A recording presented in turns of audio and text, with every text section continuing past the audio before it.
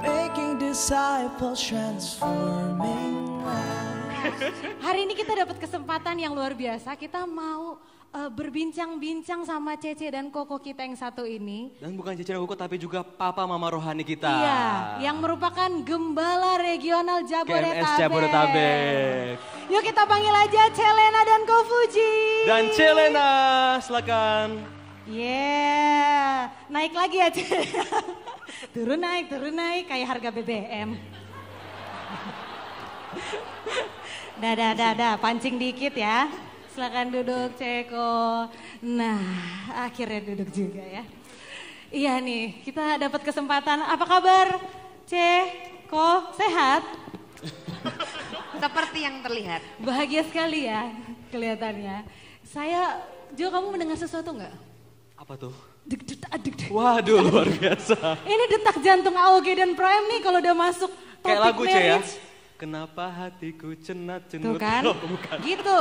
WL kalau dikasih mic nyanyi dia. Nah langsung aja nih, kalau kita bahas soal pernikahan itu kan sesuatu yang mungkin sebagian orang mikir itu hal yang terlalu rumit ya Ceko. Tapi ada juga yang mungkin berpikir, nanti juga kita bisa belajar. Learning by doing, ada aja tuh yang mikir kayak gitu. Nah sekarang kita tuh mau bahas soal bahwa banyak juga orang yang berpikir bahwa pernikahan itu adalah tujuan akhir seseorang, Ceko. Sampai mereka berpikir, udah deh nikah aja soalnya kalau single tuh kurang bahagia. Pacaran juga kurang bahagia, jadi ya kita langsung nikah aja lah. Gitu, pernikahan itu kayak seakan-akan udah tujuan akhir dan gak boleh single atau gak boleh memutuskan untuk gak menikah gitu. Gak boleh single, gak boleh gak menikah gitu kan. Nah itu gimana kalau menurut Cece sama Koko nih pandangannya? Oke, shalom dulu ya semua. Shalom. Apa pertanyaannya? Air mineral? Ulang lagi pertanyaannya kok. Singkat satu kalimat. Jadi kan banyak Tadi orang. kan bulat ya, betul ya? Kenapa kok? Tadi bulat katanya. Kok saya jadi Georgie di sini. Ya, jadi sebagian orang kan berpikir pernikahan itu tujuan hidup setiap orang. Jadi pernikahan tuh udah pasti bikin orang bahagia. Kalau single nggak bahagia. Pacaran juga kurang bahagia. Jadi ternyata kebahagiaan itu harus menikah gitu. Gimana tuh? Menikah itu bukan tujuan hidup, gitu ya. Jadi kalau orang punya tujuan hidup menikah, berarti setelah dia menikah sudah selesai, gitu ya.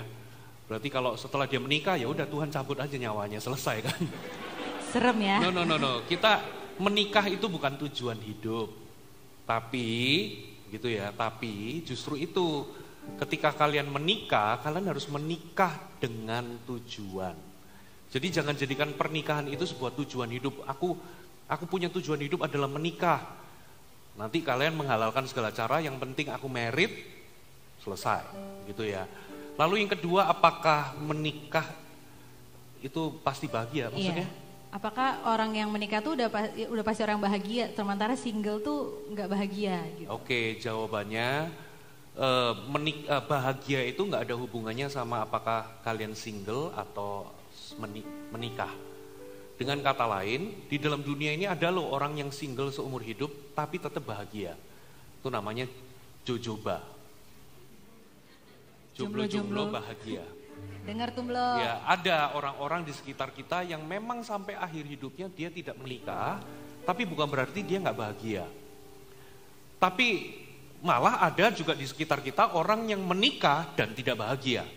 Nah intinya kita itu bisa bahagia walaupun kita ini single, tapi kita juga bisa bahagia waktu kita menikah. Amin. Jadi kebahagiaan bukan diukur dari harus menikah ya kok ya. Berarti kalau misalnya ada seseorang yang memutuskan kayaknya saya nggak mau menikah, itu salah atau benar kok? Itu kamu atau? Enggak dong, kepada pria-pria saya tidak begitu. Nanti nomor HP bisa lah disusul ya.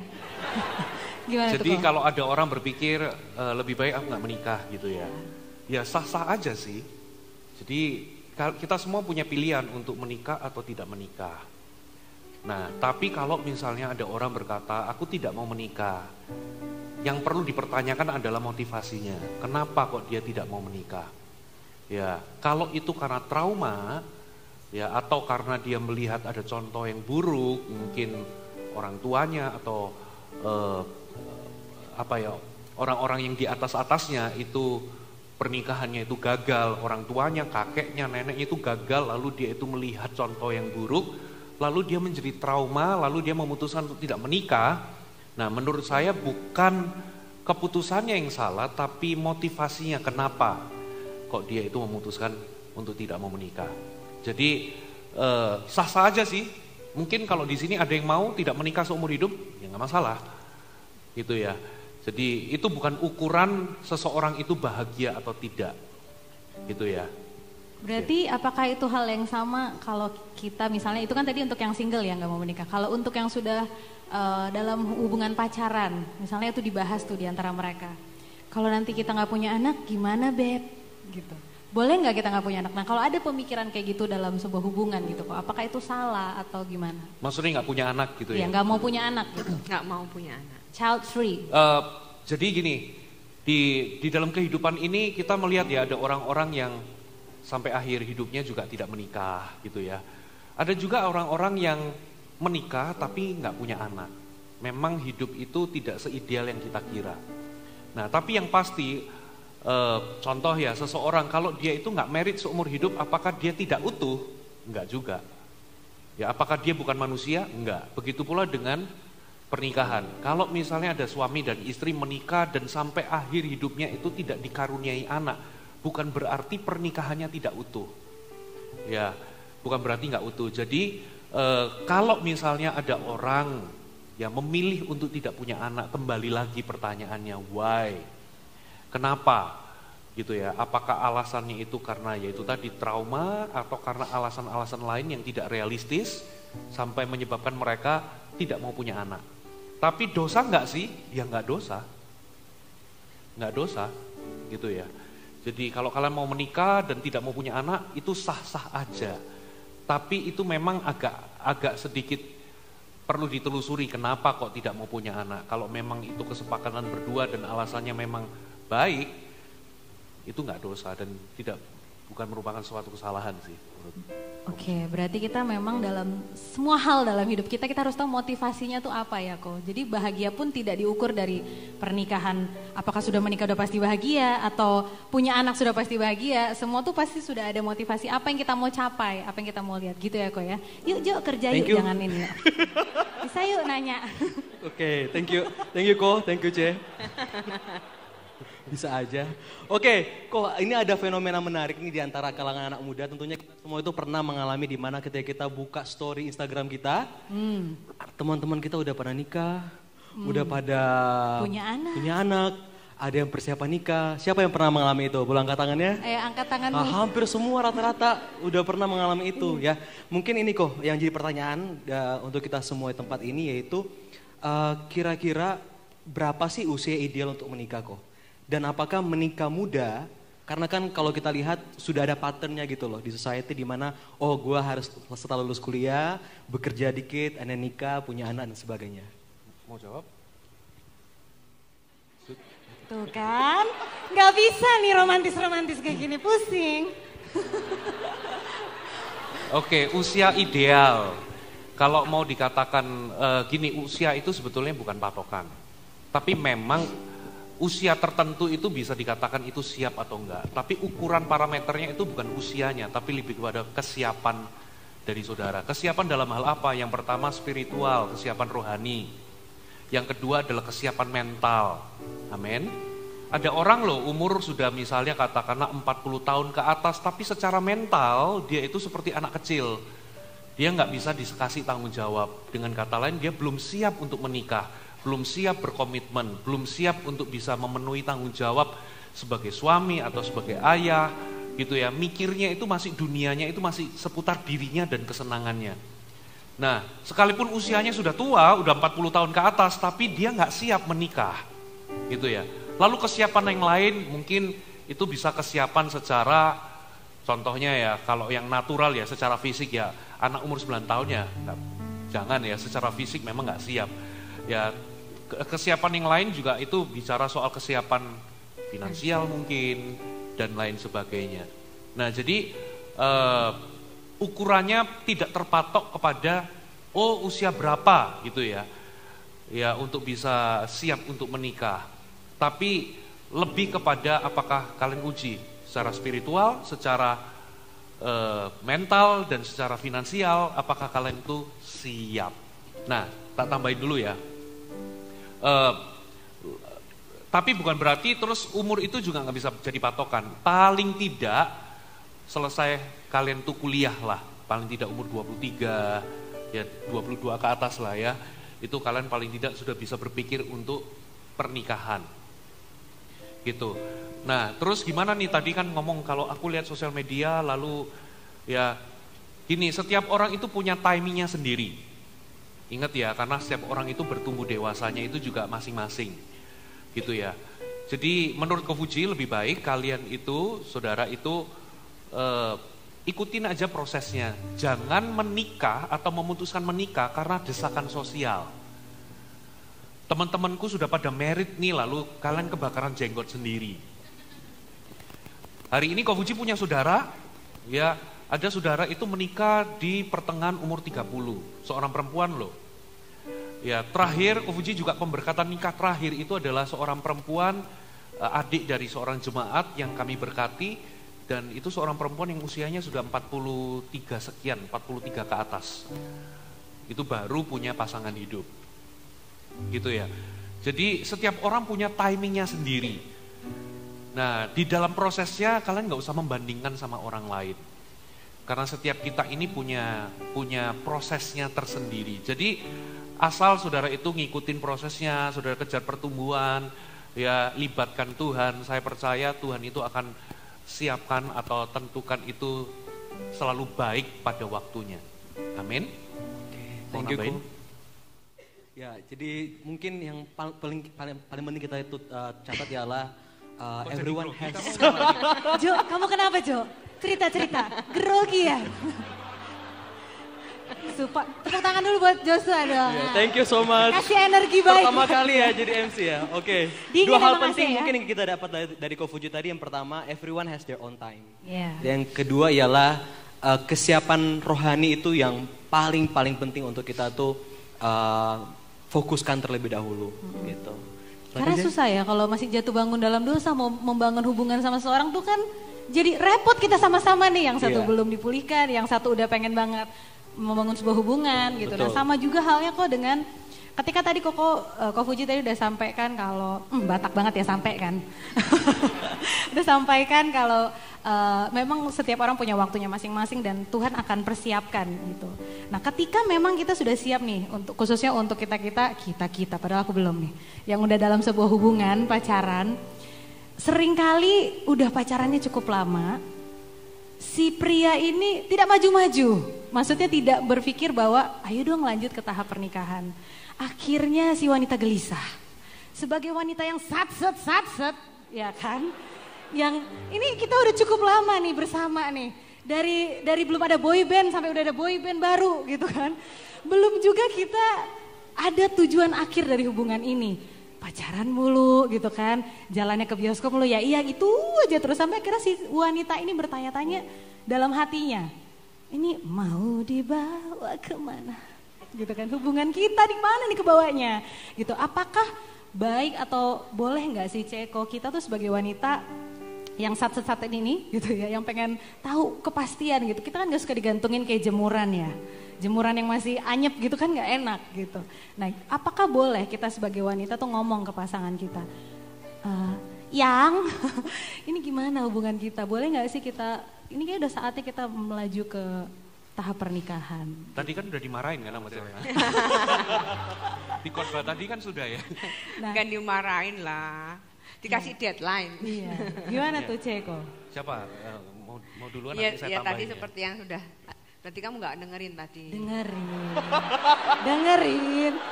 Mematahkan hati, Ce. Tadi kita udah ngobrol di belakang. Jadi di input ke sana tadi. Gimana, Ce?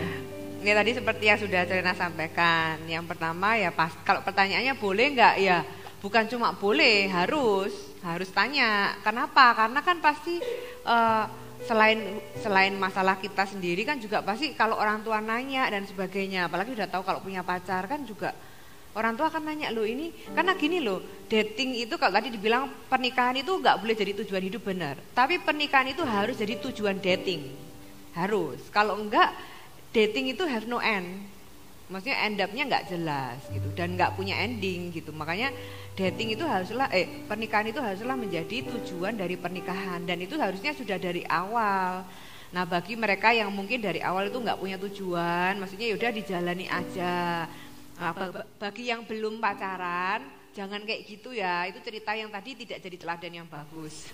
Makanya kalau sebelum memulai, mulai dengan tujuan. Oh ya, aku dating ini untuk berapa lama, setelah itu akan menikah gitu. Makanya sebelum dating pastikan orangnya memang sudah kita incar dengan baik dan memang sudah kita research dengan baik gitu kan. Nah kalau misalnya memang sudah terlanjur dating lama-lama dan nggak jelas ya, bukan cuma boleh, harus nanya, ini hubungan mau dibawa kemana gitu kan.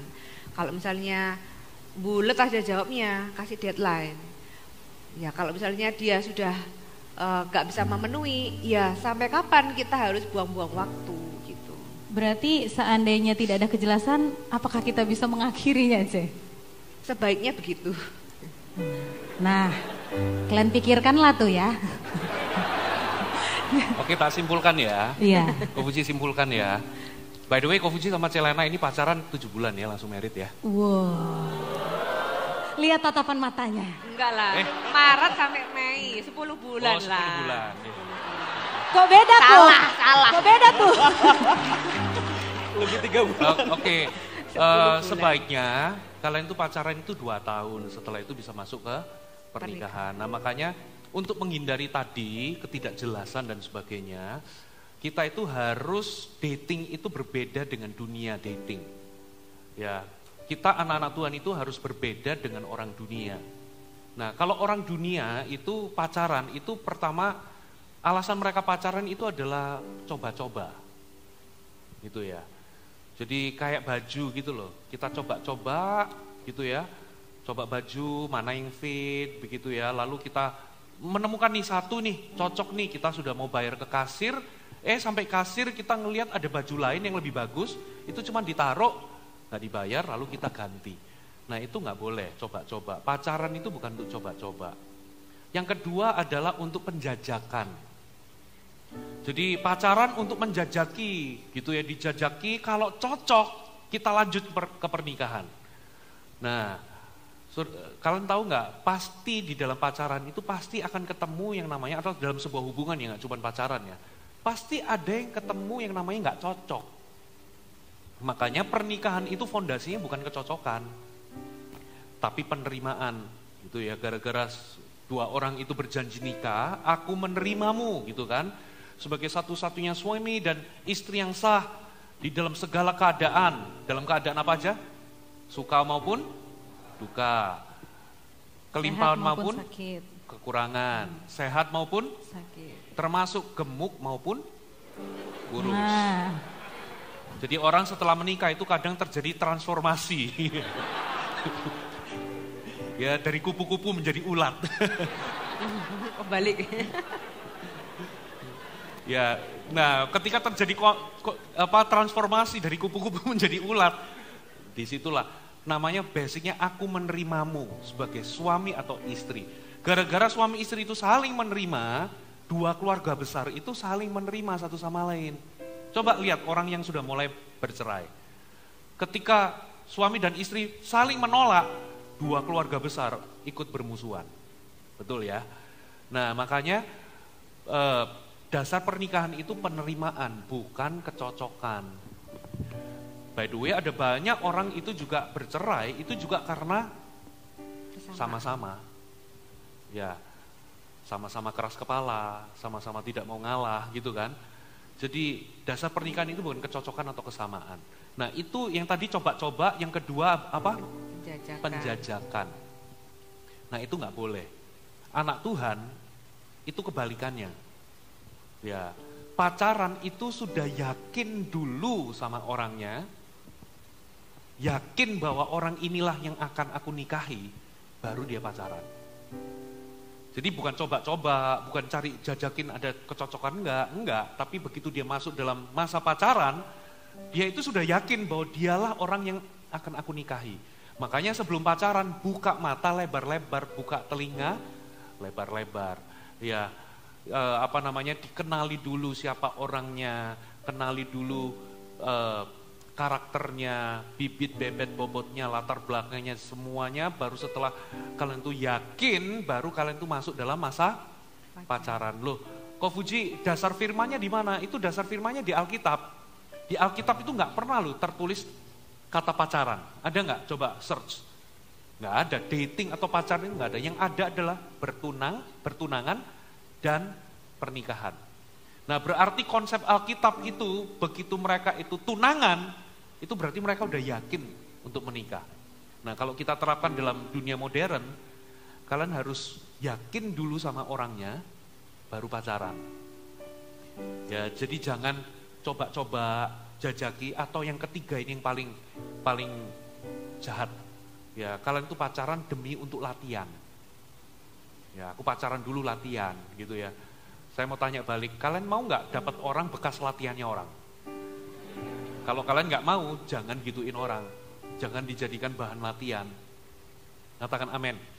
Nah, kalau kalian jadikan itu latihan, berarti kalau kalian sudah misalnya putus 5 kali, berarti kalian itu waktu masuk dalam pernikahan, kalian sudah terlatih untuk cerai. Makanya jangan gonta-ganti pasangan. Lebih baik sekali untuk menikah. Pacaran sekali untuk menikah. Kira-kira begitu. Iya, Oke. berarti nggak ada tuh ya terlatih patah hati, nggak ada ya. Jadi jangan Kenapa ikut. nggak ada apa? Terlatih patah hati itu berarti nggak ada, karena harus tahu bahwa pas yang mau dipacarin tuh bakal dinikahin gitu kan, Ko? Tujuannya harus jelas. Tujuannya harus Betul. jelas. Nah, mungkin kok pertanyaan berikutnya juga, kalau kita di masa muda kan, kita mungkin ada hope lah gitu untuk membangun sebuah hubungan. Tapi lambat laun kita udah mencoba dan gak dapat, masuk usia mungkin 30-40 tahun, dari hope jadi hopeless gitu loh.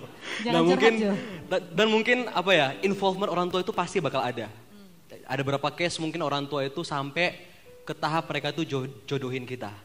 Nah, kira-kira menurut Jaja sama Koko, perjodohan itu garansi nggak sih pernikahan yang benar-benar itu bahagia, yang istilahnya mungkin apakah perjodohan itu berkenan nggak sih di mata Tuhan? Gitu kan? Perjodohan ada di Alkitab. Kayak siapa itu namanya, Ribka itu kan juga dijodohkan kan sama Ishak gitu. Jadi intinya gini, perjodohan itu boleh nggak? Boleh, itu bukan sesuatu yang buruk. Cuma memang perjodohan itu kan stigmanya itu yang sudah pernah, kalau mungkin ya anak-anak yang masih remaja mungkin nggak tahu ya, tapi bagi yang sudah dewasa, yang sudah lebih usianya juga sudah lebih dewasa, itu mungkin bayangan perjodohan itu kayak emang gua nggak bisa cari sendiri apa sampai dijodohin gitu kan. Lah ternyata memang nggak kan, tadi kan sudah 40 tahun gitu. Jadi Sabar. jadi maksudnya nggak usah menutup diri, karena perjodohan itu bukan hal yang buruk. By the way, perjodohan itu juga nggak karena memang usia berapa. Kadang-kadang memang karena orang tua atau karena teman itu memang lihat ada seseorang itu yang baik buat kita gitu. Jadi orang itu jodohin kita itu kan pasti bukan jodohin sama orang yang buruk kan gitu. Dan motivasi jodohinnya kalau misalnya itu orang tua atau sahabat kita kan pasti juga motivasinya bukan hal yang buruk juga. Jadi sebenarnya perjodohan itu bukanlah hal yang kayak kita tolak atau antipati atau negatif, enggak, it's okay. Dan kita juga harus tahu bahwa kita itu maksudnya perjodohan itu bukanlah paksaan, dan kita masih punya pilihan untuk say yes and no. Tetap keputusan itu di tangan kita. Gitu. Tapi yang tadi mau diluruskan adalah apakah perjodohan itu sesuatu yang berkenan di mata Tuhan? Ini bukan masalah berkenan atau enggak, tapi sesuatu yang boleh untuk kita itu membuka diri dan tidak antipati terhadap perjodohan. Oke, thank you so much ya. Tadi kan dikatakan siapa ini namanya? Siapa namanya? Bukan, maksudnya Ishak dan Ribka ya. Oh iya, Ishak yang dan dijodohkan. Nah, hampir aja. Terus selalu Ishak dan Ribka lalu dikatakan orang tua kan pasti maksudnya baik. Begini, dijodohkan sendiri itu kalian jangan alergi. Ya, jangan alergi karena banyak orang itu juga hari ini gara-gara dijodohkan juga bisa bahagia. Gitu ya. Tapi perhatikan siapa yang menjodohkan itu juga penting. Ya, yang menjodohkan Ishak dan Ribka itu adalah Eliezer, dan Eliezer itu diminta oleh Abraham. Dan di dalam prosesnya Eliezer itu minta tanda dan minta penyertaan Tuhan. Berdoa, berarti Eliezer ini orang yang takut akan Tuhan. Nah, kalau yang jodohin kalian itu, yang jodohin saudara itu, yang jorok-jorokin saudara atau memperkenalkan saudara itu bukan orang yang takut akan Tuhan, nilai-nilainya itu bukan nilai-nilai kebenaran, gitu ya, standarnya itu betul-betul standar yang di luar batas kebenaran firman, ya pasti pilihan-pilihannya itu juga pasti kurang baik. Jadi nggak usah antipati, gitu ya. Toh kata si Lena tadi, ya dijodohkan itu bukan berarti orang yang menjodohkan itu yang mengambil keputusan. Itu namanya paksaan, gitu ya. Tetap yang terakhir yang mengambil keputusan adalah kalian, karena kalian yang akan menikah. Kalau kalian memang merasa nggak nyaman dan nggak suka, kalian punya hak untuk menolak, gitu ya. Tapi ya kalau misalnya kalian usianya juga sudah late 30 atau late 40, ya lebih baik saudara juga tidak dikit-dikit itu menutup diri. Aku nggak mau dijodohkan, aku nggak mau, gitu ya. Bisa jadi itu cara Tuhan untuk memberikan atau menyediakan kalian pasangan hidup, gitu ya. Ya, jadi buka hatimu ya, jangan ditutup, jangan dari umur-umur agak 30, milih mulu. Ayo belajar terbuka ya, belajar untuk mengikuti apa yang sudah direncanakan Tuhan, gitu ya kok ya. Nah, ini nih kok, ada budaya yang tumbuh dan berkembang di tengah-tengah bangsa Indonesia, wis. Jadi budaya patrilineal, di mana pria atau kepala rumah tangga itu kan memegang kendali dalam sebuah keluarga. Nah, pertanyaannya ini adalah apakah pernikahan yang bahagia itu, kenapa tadi kita bahas pernikahan yang bahagia mulu, karena kan tema dari talk show kita hari ini adalah myths about happy marriage. Jadi yang mau ditanyakan adalah apakah pernikahan yang bahagia itu ketika istri menjadi tulang rusuk rumah tangga alias yang menopang rumah tangga di rumah, menjadi ibu rumah tangga yang baik, memasak, mencuci, menjemur, begitu pekerjaan rumah tangga. Dan suami menjadi kepala rumah tangga, menjadi tulang punggung gitu yang bekerja. Nah, apakah pernikahan yang bahagia itu harus dengan konsep yang saklek seperti itu kok? Gimana tuh kok? Oke, saya nggak ngerti budaya yang tadi dimaksud gitu ya. Tapi kalau kita membuka ke Alkitab, karena manual booknya kita kan Alkitab ya, kebenaran firman Tuhan. Di Alkitab itu sudah menjelaskan mengenai hierarki dalam sebuah keluarga, dan itu Tuhan sendiri yang menentukan. Jadi memang di dalam sebuah rumah tangga kalau mau bahagia, kita itu harus mengikuti apa yang Tuhan sudah sudah tetapkan di dalam kebenaran firman Tuhan, bahwa suami itulah yang menjadi kepala rumah tangga. Gitu ya. Jadi suami itulah yang ini loh, yang ketok palu terakhir. Nah, mungkin yang tadi dikatakan itu mungkin ada suami-suami di luar itu yang semena-mena, mungkin menjalankan otoritasnya dengan semena-mena atau semena-mena lah. Nah, tapi suami itulah kepala rumah tangga. Nah, jadi suami itu fungsinya adalah sebagai sumber, katakan sumber. Sumber. Dalam bahasa asli itu tulisannya itu kepale, artinya dia itu sumber. Berarti dialah yang memang harus atau bertanggung jawab memenuhi kebutuhan rumah tangga. Jadi dialah yang harus menjadi sumber nafkah. Nah, makanya bagi pria-pria kalau kalian lihat ya, kalau dalam sebuah rumah tangga istrinya yang kerja tapi prianya nganggur, itu biasanya sang pria itu akan jati dirinya atau gambar dirinya rusak. Dia akan tertekan, dia akan stres. Karena apa? Karena dia tidak melakukan seperti yang memang digariskan. Karena pria itu memang harusnya jadi sumber. Nah, istri itu memang menjadi penolong, katakan penolong. Nah, penolong itu bentuknya bisa macam-macam. Penolong itu bisa dia itu ibu rumah tangga. Dia menolong suami untuk mengatur rumah tangga dan pure atau full time menjadi ibu rumah tangga. Tapi ada juga istri sebagai penolong itu juga sama-sama bekerja, mendukung suami, dia juga punya pekerjaan. Nah, jadi sebetulnya itu adalah memang model yang Alkitab katakan, gitu ya. Berarti cita-cita temanku itu rada melenceng ya. Soalnya cita-cita teman cowokku itu cita-citanya ialah pengen jadi bapak rumah tangga. Sama, aku juga cita-citaku jadi ibu rumah tangga. Itu gimana kok? Berarti sama sekali Iya. udah di luar dari apa yang Tuhan kehendaki. Ya, dalam keluarga. maksudnya seorang pria memang dia harus bekerja, harus memenuhi nafkah suaminya. Bentuknya apa dia, mungkin ada loh suami-suami yang mungkin dia di rumah aja tapi dia mungkin bisnisnya bisnis online. Dia tetap bekerja dan menghasilkan nafkah gitu ya. Oke, kok pertanyaan berikutnya itu mengenai ini kok. Mungkin beberapa dari kita di sini tuh terperangkap dalam sebuah ideal pernikahan yang bahagia itu dengan beragam drama-drama Korea, drama-drama Netflix ya. Dan terkadang kita tuh definisi pernikahan yang bahagia itu adalah pernikahan yang selalu romantis dan tidak ada konflik. Apakah itu benar kok? Mitos. Silakan. Tanya ke saya atau fokus ke saya? Terserah kok. Gantian. Kan tadi udah dikasih tahu waktu di sesi bahwa pernikahan yang bahagia itu bukan pernikahan yang tidak ada konflik. Makanya kalau nggak mau konflik jangan menikah kan gitu kan.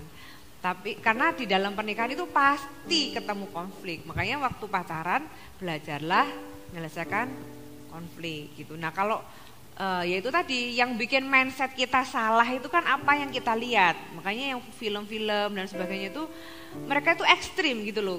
Yang kalau film-film yang saya lihat ya yang cukup trending kalau di sosial media itu kan dua ekstrim. Yang pertama itu menjelaskan tentang indahnya romantisme. Sehingga membuat kita itu punya idealis dan punya tuntutan yang cukup tinggi atau punya gambaran tentang hubungan itu nggak realistis gitu kan. Sebaliknya, film-film yang lain yang juga cukup trending itu adalah film-film yang sebaliknya, perselingkuhan gitu kan. Nanti betrayal, pengkhianatan sehingga membuat orang itu takut menikah atau takut membangun hubungan. Jadi yang dua-duanya ini fall into two extreme yang menurut saya sama-sama nggak sehat gitu. Yang satu takut karena kayak nanti waduh di dalam pernikahan tuh nanti maksudnya membangun ketidakpercayaan, padahal di dalam hubungan itu ya harus ada kepercayaan gitu kan. Nggak mungkin suami atau pacar kita tuh setiap 5 menit harus laporan gitu kan. Pergi kemana harus selfie atau harus kasih laporan aku di mana, kan nggak bisa kayak gitu. Hubungan harus atas dasar kepercayaan. Tapi orang tuh bisa nggak percaya hanya karena nonton film loh. Sebaliknya orang tuh juga bisa punya nggak realistis juga karena nonton film. Nah, dua ekstrim ini nggak sehat untuk di mindset kita, makanya kita harus kembali ke dalam firman Tuhan. Dan kita tahu bahwa di dalam pernikahan itu kalau yang tadi dibilang romantis dan sebagainya itu tentu itu hanya ada di film. Makanya tadi aku bilang itu hanya fairy tale, nggak ada di dunia nyata. Di dunia nyata itu pernikahan yang bahagia ada nggak? Ada. Pernikahan yang bahagia ada nggak?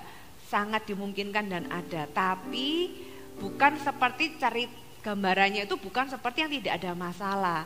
Tapi pernikahan yang bahagia adalah pernikahan yang sehat, yang ketika ada masalah, dua-duanya itu mau menyelesaikan masalah. Thank you. Dari Koko? Kata kuncinya bukan berarti nggak ada konflik, tapi gini, ada satu pakar, seorang pakar saya lupa namanya, dia itu berani berstatement bahwa saya bisa lihat dari cara orang itu konflik. Hanya dari beberapa detik saya bisa tahu akhirnya ini akan bercerai atau tidak. Nah jadi yang terpenting itu adalah kita nggak bisa berharap bahwa waktu kita ini menjalin hubungan pacaran kayak atau pernikahan itu nggak ada konflik. Tapi bagaimana kalian selesaikan konflik? Gimana kalian caranya komunikasi? Kalau kalian sama-sama saling melukai, kata-katanya kasar, lalu ada empat cara orang itu menyelesaikan konflik. Yang pertama itu win-lose situation. Pokoknya ada satu orang itu berkata, pokoknya aku harus menang. Pasanganku yang harus kalah. Nah ini cara yang buruk. Cara yang buruk kedua itu adalah lose win. Lose win ini pernah nggak kalian dalam hubungan pacaran gitu ya, atau pernikahan, satu orang itu ngalah terus, menghindari konflik, ngalah gitu ya. Ujung-ujungnya meledak juga. Karena apa? Karena nggak pernah selesai gitu ya. Karena pokoknya dia menghindari konflik aja biar nggak bertengkar, ngalah, ujung-ujungnya akhirnya meledak. Lalu kata-kata yang biasanya aku selama ini udah ngalah berkali-kali dan kali ini aku sudah tidak tahan. Nah berarti nggak selesai. Lalu yang ketiga yang lebih buruk itu adalah lose-lose situation. Win-lose, lose-win, yang terakhir itu yang ketiga paling buruk itu lose-lose. Nah kalau sudah di tahap lose-lose itu biasanya ujungnya kalau dia nggak selesai mereka itu akan pisah atau putus. Lose-lose itu gini loh, ya oke, aku kalah tapi aku pastikan kamu juga kalah. Gitu ya, jadi sama-sama saling merusak atau sama-sama saling menyakiti. Itu pokoknya aku kalah tapi aku juga pastikan kamu nggak dapatkan apa yang kamu mau. Gitu ya. Nah, cara yang terbaik itu adalah win-win solution. Nah, win-win ini hanya bisa terjadi ketika dua-duanya itu mau menyerahkan hak, tahu bagaimana berkomunikasi, tahu bagaimana selesaikan konflik. Ya, kurang lebih begitu ya. Berarti kembali lagi ke yang awal tadi Ko Fu juga sampaikan, ke penerimaan ya Ko ya. Dalam sebuah pernikahan itu kan perlu ada penerimaan. Salah satunya. Iya. Chef, mungkin karena keterbatasan waktu kita pada sore hari ini, kita mungkin langsung aja ke pertanyaan paling penting, Ceh. Ini untuk pertanyaan penutup sesi ini, ialah apa sih Ko dan Ceh kunci dari sebuah pernikahan yang bahagia itu? Oke, pernikahan bahagia. Mazmur 128 itu mengatakan begini, ya, berbahagialah setiap orang yang takut akan Tuhan dan hidup menurut jalan yang ditunjukkannya. Lalu ada 3 berkat. Ya, kalau engkau menikmati hasil jerih payah tanganmu, berbahagialah engkau dan baiklah keadaanmu. Lalu istrimu seperti pohon anggur yang subur, anak-anakmu seperti tunas pohon zaitun. Nah, berarti dari sini kita bisa tahu bahwa bahagia itu adalah akibat, bukan penyebab. Nah, banyak orang itu kejar bahagia, makanya tadi Cilena khotbahkan kan, menikah itu jangan cari atau kejar bahagia, tapi kejarlah takut akan Tuhan dan hidup menurut jalan yang Tuhan tunjukkan. Nah, itulah penyebab. Kalau kalian kejar penyebab, akibat itu akan otomatis kalian dapatkan. Tapi kalau kalian kejar akibat, ya sampai kapanpun kalian nggak akan temukan. Nah, jadi bahagia itu akan otomatis kalian dapatkan ketika kalian itu hidup menurut jalan yang Tuhan tunjukkan. Kira-kira begitu. Dari Celena mungkin? Itu ya. Yang sering kali salah di masyarakat dan di mindset kita adalah definisi bahagia. Jadi bahagia itu kan seringkali definisinya yang salah. Definisi bahagia di banyak orang itu nggak ada konflik, nggak ada masalah, nggak ngalami tantangan gitu kan. Enggak, definisi bahagia itu ketika kita itu ada masalah tapi kita bisa menyelesaikan. Definisi bahagia itu adalah ketika kita tuh melalui tantangan bersama-sama. Definisi bahagia itu adalah ketika kita itu punya Tuhan, ketika kita itu membutuhkan pertolongan, itu definisinya. Makanya orang tuh ngomong bahagia. Kadang orang itu denial. Ada yang namanya apa ya? Kalau di psikologi itu apa ya? Positif. Jadi orang itu cari happiness. Dia akan nggak apa-apa lah yang jadi akan masuk ke stage denial karena dia itu yang penting happy, yang penting di stage, yang penting positif aja, yang penting happy. Tapi nggak pernah menyelesaikan masalahnya gitu loh, nggak pernah berani dealing dengan konflik yang mungkin dengan diri sendiri atau dengan orang lain karena itu sesuatu yang menakutkan. Padahal menurut saya kalau definisi bahagia itu sudah salah, kita akan mengejar sesuatu yang salah. Jadi definisi bahagia itu bukanlah sekedar perasaan happy. Itu bahagia itu it's not a feeling. Bahagia itu bukanlah sekedar vibes atau feeling sesaat kita kayak nggak punya masalah terus kita bisa jalan-jalan, bisa liburan terus kita happy, nggak kayak gitu. Itu sesuatu yang di permukaan. Tapi firman Allah itu menjelaskan bahagia itu fulfill, maksudnya bahagia itu bukan berarti nggak ada masalah, tapi kita tuh misalnya di dalam ketika ada masalah kita bisa tenang, itu bahagia loh. Ketika kita ada masalah tapi kita punya partner, itu bahagia. Ketika kita punya masalah dengan pasangan tapi pasangan tuh mau sama-sama menyelesaikan, itulah bahagia. Jadi definisi bahagia itu yang kita harus luruskan, bukan gambaran bahagia seperti yang dijelaskan atau yang ada di angan-angan atau mungkin dijelaskan dengan film dengan cara yang salah. Sehingga itu menjadi sesuatu yang sangat realistis. Bahagia adalah sesuatu yang sangat mungkin terjadi, apalagi kalau kita itu sungguh-sungguh hidup di dalam Tuhan. Karena kebahagiaan itu harusnya kita dapatkan di dalam Tuhan. Sekali lagi, bahagia itu bukan tanpa masalah, tapi bahagia itu adalah ketika kita punya masalah, kita punya Tuhan. Bahagia itu adalah ketika kita ada di dalam tekanan, kita nggak sendirian, kita punya partner, kita punya komunitas gitu ya. Bahagia itu adalah ketika kita di dalam konflik dengan pasangan mau sama-sama memperjuangkan hubungan, itulah bahagia. Wah, gimana teman-teman, hari ini terberkati, amin. Kasih tepuk tangan dulu untuk Ko Fuji dan Celena. Nah, Ko, kita mau dong Koko dan Cece bisa mendoakan kita semua supaya mungkin kita semua nggak jadi pribadi-pribadi yang takut menghadapi yang namanya pernikahan atau menganggap pernikahan itu sebagai suatu hal yang rumit ataupun hal yang gampangan. Jadi kita pengen disupport supaya kita jadi pribadi-pribadi yang kita bangkit utuh. berdiri sama-sama ya. Mari kita angkat tangan sama-sama Bapak. Mama minta dari talk show tadi mungkin ada 1-2 hal Roh Kudus kau hidupkan dan itu jadikan sebuah prinsip yang menjawab kebutuhan jemaatmu. Tuhan nama minta dalam nama Yesus ada sebuah prinsip, kalimat atau kata-kata Tuhan, taruh itu dalam hati, meteraikan yang itu bisa mereka ingat satu kali ketika mereka harus menjalani kehidupan ini atau dalam proses mereka mencari pasangan hidup atau proses berpacaran bahkan hingga sampai menikah. Roh Kudus kau yang terjemahkan, kau yang paling tahu kebutuhan masing-masing pribadi. Hamba berdoa tidak ada satupun ya Tuhan di tempat ini yang mana rencana si jahat itu bisa ada atas hidup mereka. Hamba berdoa masing-masing rencana Tuhan untuk masa depan mereka, untuk kehidupan pacaran mereka, untuk relationship mereka, bahkan pernikahan mereka, masing-masing ya Tuhan rencana Allah yang digenapi dalam nama Yesus. Terima kasih Bapak, kami ucapkan syukur dan kami berdoa, kami lepaskan kemuliaan, pujian hanya bagi namamu dalam nama Yesus. Semua yang percaya katakan Amin. tepuk tangan bagi Tuhan. Hai, terima kasih sudah bergabung bersama kami, Gereja Mount Sharon, Jabodetabek. Sebagai gereja Tuhan, adalah kerinduan bagi kami untuk melihat Anda terus bertumbuh di dalam pengenalan akan Tuhan dan mengalami perubahan hidup. Maka dari itu, bergabunglah bersama komunitas kecil kami, Connect Group. Dapatkan informasi lebih lanjut pada kolom deskripsi kami. Last but not least, don't forget to subscribe dan bagikan video ini kepada orang yang Anda kasihi. Thank you for joining us and see you next time.